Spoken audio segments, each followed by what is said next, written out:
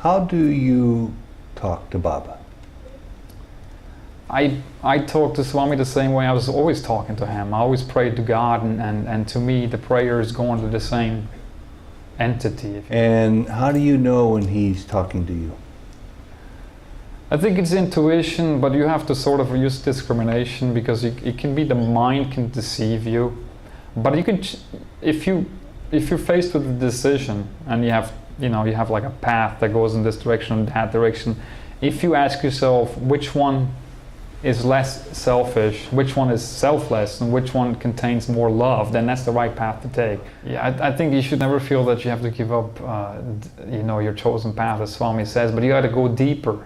Mm-hmm. You have to go deeper, and as you go deeper, you start to expand, and you start to realize that it's not a matter of giving up, but it's a matter of expansion and more inclusion. No, I think the greatest heresy or greatest blasphemy is if you deny your own divinity. That is true blasphemy. Everything else, even if you deny, even an atheist is not really committing blasphemy. As Swami says, there is no atheist, because even an atheist believes in himself. So as long as you believe in yourself, you believe in God. And to deny your own divinity, that is true blasphemy. Does knowing Sai Baba bring you happiness? Of course. I mean, he is the source of all happiness in whatever form we experience it. What do you do when you get down, dejected, depressed, discouraged? Repeat God's name, sing His name, do some bhajans. Does it work? Oh, absolutely, it works. Does it always work? Yes.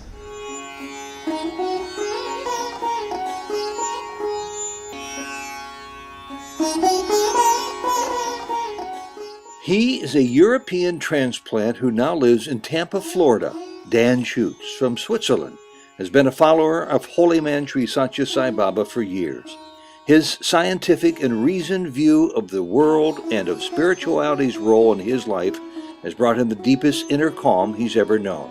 Welcome to Souljourns. This interview was recorded in Tampa, Florida in April 2008. Dan, thank you very much for joining us. Thank you. Always curious to hear about people's journey to Sai Baba. And the obvious question is, what brought you to Sai Baba? But let's go back even further. Before you even heard of Sai Baba, were you raised in a particular faith? Yes, actually, I was born in something similar to the Lutheran faith. It's very specific to the to Switzerland, and I was brought up and raised as a Christian, Lutheran Christian, and I would go to Sunday school almost every Sunday, and it was really. I used to get really immersed in those stories they used to tell us, and so I always had this this love for this sort of path. Mm-hmm. But as I got older, I used to regret the fact that I was born 2,000 years too late, and a lot of people relate to that comment. Luckily, later on I found out that not only is it not too late, but it's actually even better than it was 2,000 years earlier. So. What makes you say that? Well, I mean, what are the chances 2,000 years ago, how many people were really aware of Jesus Christ's divinity? I would say even less people than now are aware of Sai Baba's divinity. So being born now is definitely the most auspicious thing that could happen to us. How long did you live in Switzerland? I lived there for 20 years. Did you go to school at all there? Yeah, I went to school there. I raised there and everything. And what are you doing in America? I'm an actuary here for an insurance company. And I got married to an American girl, and I have 3 kids. Is she a Sai devotee? No.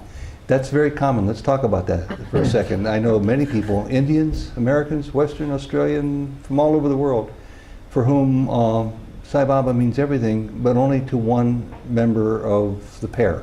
Mm-hmm. Why do you suppose that is? I think only Swami knows, but really I think the people we're born with and the people that are around us, they're there for some karmic reason, and maybe we have a debt to them, or they have a debt to us, and that has to be worked out. Just because we're related to somebody physically doesn't necessarily mean they're on the same wavelength spiritually. Are you still Lutheran? Not really. I mean, the problem with the interpretation of Christianity, which pretty much degenerated into churchianity nowadays. Churchianity. Yeah. So the thing I didn't like is the exclusive mindset that people have. When I always felt that, even at an early age, that God is love, God is bliss, and that He would not exclude any particular group of people from His love. That just didn't make any sense to me. At a very early age, I couldn't accept that idea. So I pretty much rejected organized religion altogether, and I just pursued the path on my own within. It's really an internal path. It's not something external. Okay, the $64 question. When did Sai Baba cross your path? Well, I would like to think that I didn't find him, but he found me, so to speak. I don't know if that's the right way to put it. But I think that if we make enough effort internally, then God will reveal Himself in one form or another. And it's really up to us. I never believed in going around looking for some external guru. I find that an absurd idea. I think that the work has to be done within. Even if you meet the external guru, you still have to continue to work until you find that divinity within, which is none other than the external guru. So is Sai Baba not an external guru to you? Well, he is, but in the first line, he's an internal guide more than anything else. That's well put. Yeah. What did that work look like that you were doing on your path to finding Him? That internal work. I think I had some inner experiences when I was just a child, and at that point I realized that God was just pure love. But I could never find that in any organized religion. But nevertheless, I would read all kinds of books, various books, philosophical and religious books, TAMPA, the Upanishads, Bhagavad Gita, all these things, and the works of Ramakrishna, Vivekananda, etc. And it appealed to me because what they're saying is that there's only one. There's many ways we can worship God, but there's really only one. And if we differentiate between this and that, I think we're making a big mistake. Mm-hmm. So doing that, and Ramakrishna always advocated namasmaranam, or remembering God's name. And that really appealed to me, and I sincerely practiced that. And at that point, I wanted to, because he also said not only do you repeat it, but also sing His name. And I didn't know how to sing His name. That's something that's somewhat strange to the Western, I guess, mindset.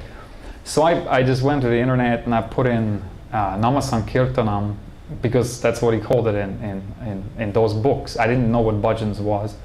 And Swami's face appears, and next to Swami's face it says, I have come to light the lamp of love in your heart, and I have not come on behalf of any particular religion or caste, etc., nor have I come to gather any followers for any particular path.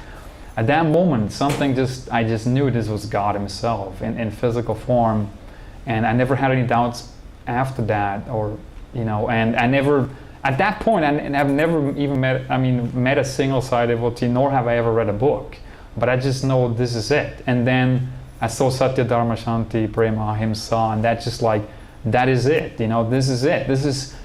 You can reduce His teachings to those 5 human values, and I think if we try to practice those, to the nth degree, we could definitely realize Him. How did you have such conviction in such a short time frame on so little information that you had found God? Again, I think it's in Dhammapada, it says that when the student is ready, the teacher appears. So I think what we have to do is we have to make ourselves ready. And when we're ready, then it will come. Because by nature, I'm more or less scientific and skeptical. I would not accept anything. If somebody would tell me about some kind of miracle, I would not even want to hear about it. Because it didn't make sense, and there's so much fraud and so much, deception and etc. that goes on that would not be something that I would accept right away. But just something internally that maybe you could say the soul recognized, or the Jivatma recognized the Paramatma, if you want to put it that way. But I just knew at that point this is the one. Mm-hmm. So, how do you talk to Baba? I talk to Swami the same way I was always talking to him. I always prayed to God, and to me the prayer is going to the same entity, if you want to call it that. And so there's no difference, really. And how do you know when he's talking to you? I think it's intuition, but you have to sort of use discrimination, because it can be the mind can deceive you. But you can, if you're faced with a decision and you have like a path that goes in this direction and that direction, if you ask yourself which one is less selfish, which one is selfless, and which one contains more love, then that's the right path to take.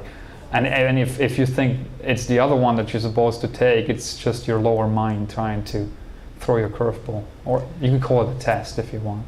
You mentioned about how karma plays in our lives. Do you think that's the sole reason why Swami seems to make his face and name and mission known to so relatively few people?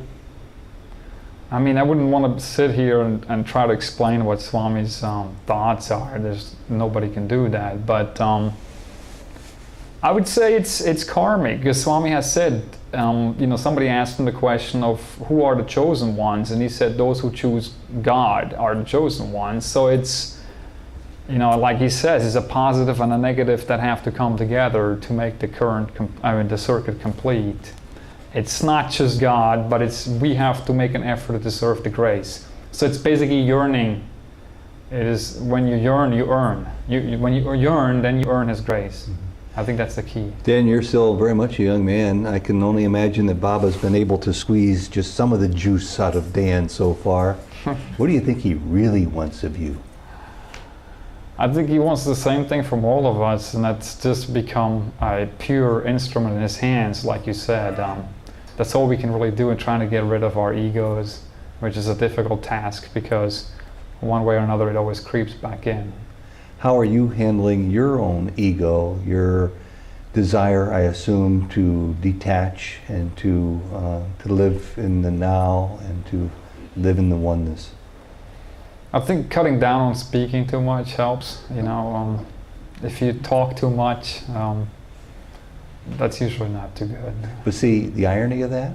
You're talking right now, and it's a tool to help other people learn to talk That's less. True, but I think there's different kinds of talking. One is when you talk about spiritual matters, and the other one is when you just talk. What do you do for fun? I do the same thing you do. I try to go to satsang as much as possible. If I can be in satsang 7 days a week, I would. But we have our duties to perform. So to me, one of the main messages that Swami gives me is that do your duty with love. And I think it's a beautiful message, that don't complain about what you got to do in life, and do it with love. Because this is your opportunity to get yourself out of this mess, to get out of prison, so to speak. Dan, a lot of people say Baba's promises the golden age is coming, and yet there are some of us who believe the golden age is here. Where do you sit on that? Well, I guess to some extent it's subjective. I mean, those people who have realization, obviously the golden age is here. But from an external point of view, I think it's coming. I see all kinds of spiritual changes everywhere I look. It's amazing. I can see Swami's hand in all these various, unrelated organizations, and people are, there's spiritual awakening going on everywhere.